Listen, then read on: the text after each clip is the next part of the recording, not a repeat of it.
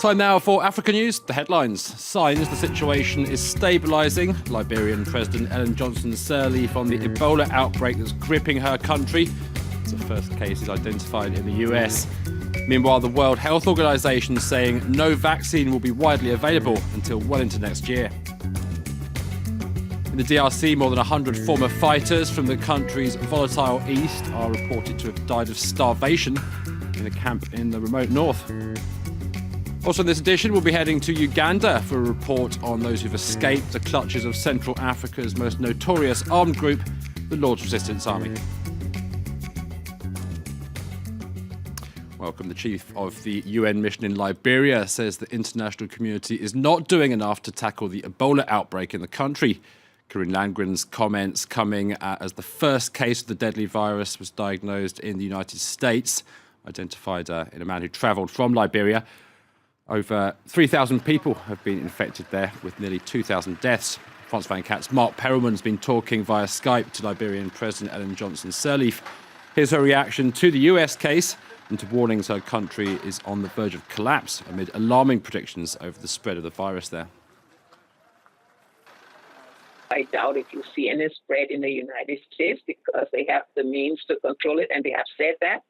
And I hope that other countries will realize that there was no risk to people. If we look at the situation reports that are coming from different areas, we now realize that we're beginning to see stabilization in a few of our political subdivisions.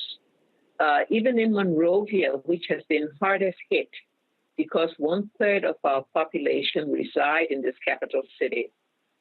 Even here, we begin to see a slowdown in the number of people that are reporting to the treatment centers.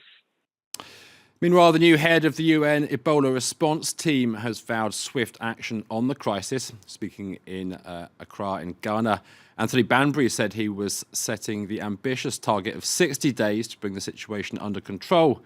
The international mobilisation includes a planned 3,000-strong US military contingent in Liberia, with Britain due to set up a medical centre in Sierra Leone.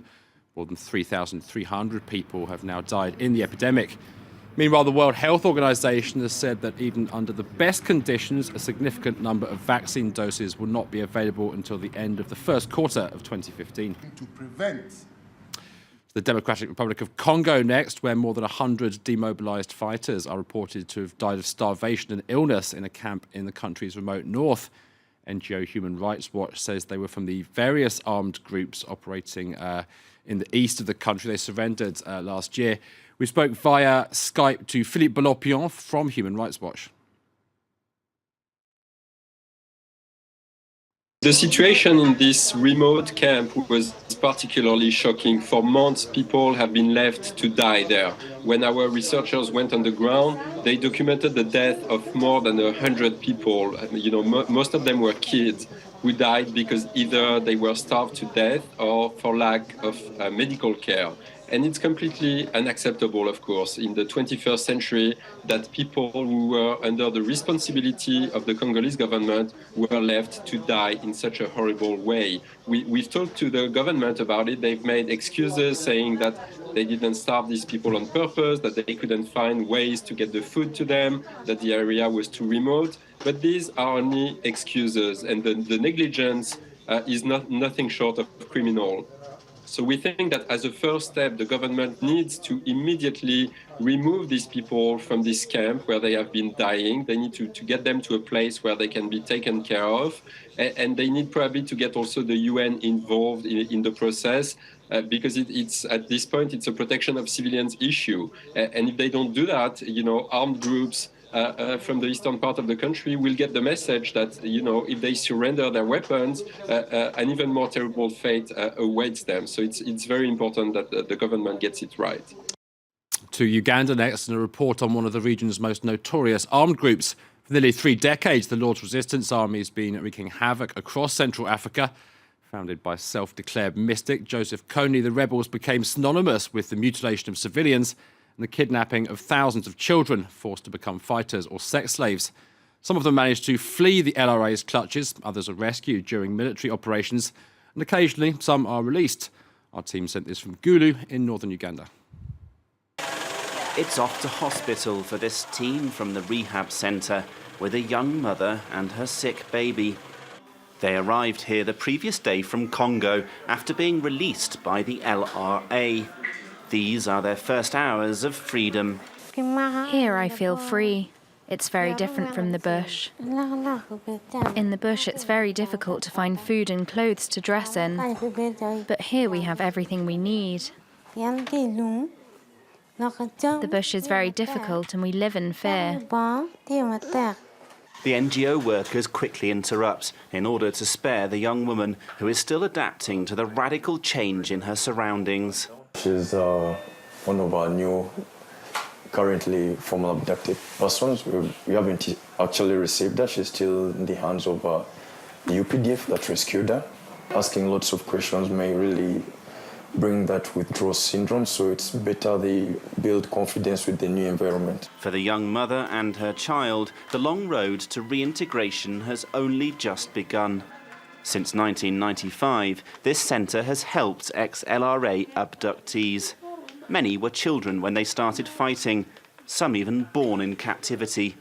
They stay here for between 3 months and a year, then return to their families. These children go through a lot of mental retardations in their mind because of the atrocities that they've committed. Some of them have actually killed. Some of them have committed the destructions in the same communities where they come from. Thabo fled the LRA 2 years ago.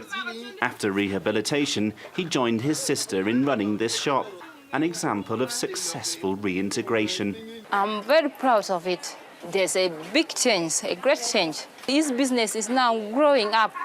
It can help him better than the way we can give him support. I'm feeling a new life. I'm not thinking about those rebels. You don't want to think? I don't want to think. But while Thabo and other escapees are learning to enjoy normal life again, an estimated 10,000 children abducted by the LRA are still missing. Finally, we profile musical sensation Davido, the American-born Nigerian recording artist, performer and record producer, has been wowing ever-expanding numbers of fans around the world, including here in the French capital. This from France 24's Nicolas Jamin and Bengali Touré.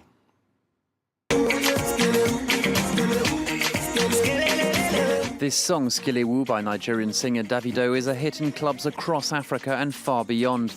In Paris, for example, where we went to find out more about the Davido mania during his world tour. I like Davido. His music. It's an honour for us that he's come here. It's great.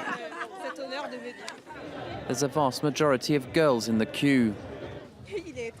He's handsome, he's got style, he sings well. He's got everything a woman dreams of. Before the concert, we meet Davido, who was born in 1992 in a rich Nigerian family. He never stops travelling. I just came from New York. I just did London. I did Berlin. I did Glasgow. And now I'm going to South Africa. Yeah. Money moves.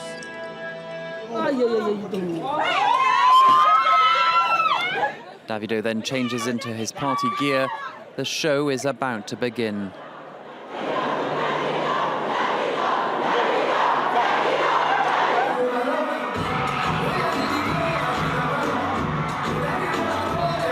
Then comes the song all are waiting for, Skelewu.